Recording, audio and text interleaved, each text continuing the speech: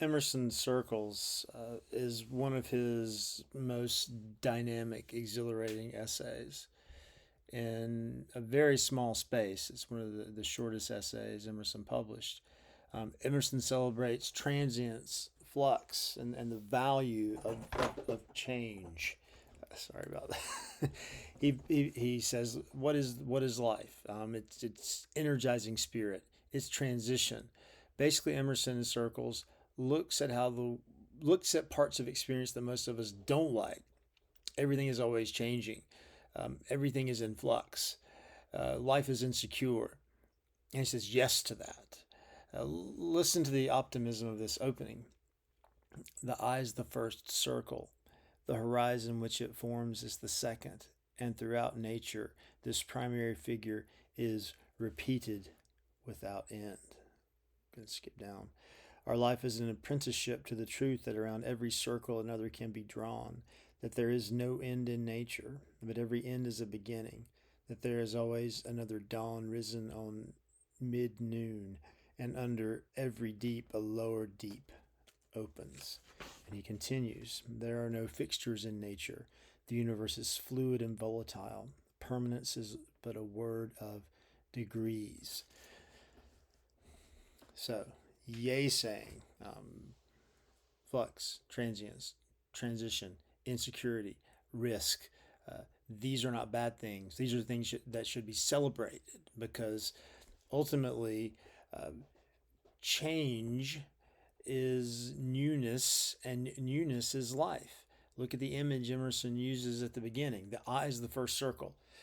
And then the horizon surrounding me right now is a second circle. But I don't want to stop at this horizon. Certainly, I don't want to stop at my material horizon. I don't want to stay in this room forever. But figuratively speaking, I don't want to stay in this horizon of perception, this horizon of ideas. So, what do? I have a new thought. And what does that new thought do? It circumscribes this circle. So the eye is the first circle. My horizon now is my second circle. The next horizon I see is my third circle, and so on, ad infinitum. There's a sense of concentricity at work here, that every thought is a larger circle than the last thought. And again, the circling goes on and on and on forever. And we should say yes to this. We should want new ideas. We should want uh, fresh thoughts. We should embrace this, and we should never settle. We should never limit ourselves. We should never fix ourselves. We should never follow rules too closely. We simply should say yes to the wild transience of experience. But almost in the middle of the essay, Emerson curbs this enthusiasm and changes his mood a little bit. Here's what he says: our moods do not believe in each other. Today I am full of thoughts and can write what I please. I see no reason why I should not have the same thought, the same power of expression tomorrow. What I write, whilst I write it, seems the most natural thing in the world. But yesterday I saw a dreary vacuity in this direction in which now I see so much. And a month hence, I doubt not, I shall wonder who he was that wrote so many continuous pages. Alas, this infirm faith, this will not strenuous, this vast ebb of a vast flow. I am a god in nature. I am a weed by a wall. Stanley Cavell, important philosopher who also wrote about Emerson and Thoreau, called Emerson a philosopher of moods, the first philosopher of moods. And here's a great example of his saying that I feel amazing today. I'm in the flow. I'm in the groove. My vibes are fantastic. I'm writing effortlessly, one sentence following another, as if I am indeed inspired by a muse. Why can't it always be that way? I think it can. But then I wake up the next morning and I can barely write a sentence. And what I do write feels awkward, inaccurate. What happened? What happened to that person yesterday? It's like I'm two different people. Yesterday I felt like a god in nature, and now I feel like a weed by a wall. Is it a change in mood? We could see it that way. And we could also say that we probably have a tendency to focus more on the bad mood, the poor day of writing, than the good mood, the good day of writing. We tend to focus more on our faults and our flaws than on our virtues and advantages. So, what's interesting is in this passage where Emerson describes how different moods can vex us. I write beautifully one day, I write poorly the next day. Why can't I always write beautifully? The essay itself, Circles, changes mood. It goes from this grand celebration of transience to saying, well, wait a minute. There are certain shifts, certain changes that are not great, like going from being in the flow to not being able to write. Who wants to celebrate that? That's that's not good. I should want to stay in my um, writing flow always. I should feel inspired always. I don't want to feel uninspired.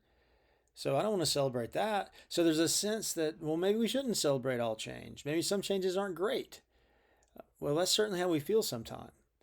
So the essay itself changes mood in the same way that Emerson describes himself as a writer changing his mood when he's not writing well. Um, and then Emerson goes on actually to talk about the difficulty of friendship, how we like friends when they praise us, but yet we also find fault with them because we don't necessarily want them to praise us. We want them to call us out. We want them to show us our possibilities. We want them to help us realize powers that we've not yet realized. And this means that often, Emerson goes on to say, that we change friends. That he says a person is known, his growth, his intellectual growth is known by his changes in friends, suggesting we should just drop friends who no longer inspire us and find friends that do inspire us by calling forth our possibilities. So again, there's a sense of change here, not as vital but as turbulent, as vexing. Another change in mood in the essay. The essay is getting in a bad mood. It opened up in a good mood. Now it's in a bad mood. But then what happens? Emerson, after talking about being a god in nature and a weed by a wall, Emerson, after talking about the difficulties of friendship, says, how often must we learn this lesson? Men cease to interest us when we find their limitations. So, again, extending this idea of friendship, that if you're my good friend, but I start sensing your limitations, then you're not interesting to me anymore. Men cease to interest us when we find their limitations. The only sin is limitation. As soon as you once come up with a man's limitations, it is all over with him.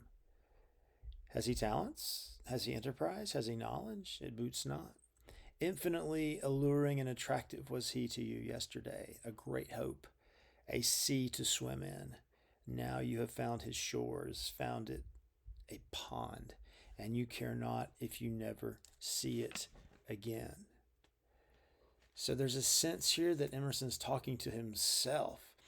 It's like he's limiting his ability to write about circles in the way he was earlier by being vexed by, say, writer's block, to use our language, being vexed by the difficulties of friendship. And ultimately, he seems to be saying, oh, what am I doing? I'm limiting myself. I'm limiting myself by seeing a disagreement in moods as a bad thing. I'm limiting myself by seeing the dropping of friends and the gaining of new friends as a vexed thing. And finally, he says, shifting mood to a better mood again. Beware when the great God lets loose a thinker on this planet, then all things are at risk. So it's as if he's talked himself into this idea that the only flaw is limitation.